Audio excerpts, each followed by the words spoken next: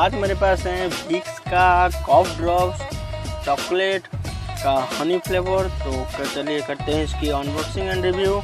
तो ये है विक्स का कॉफ drop chocolate.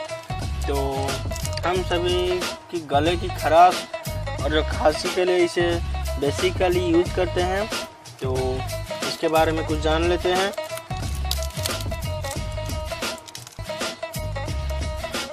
Vicks is a trademark of the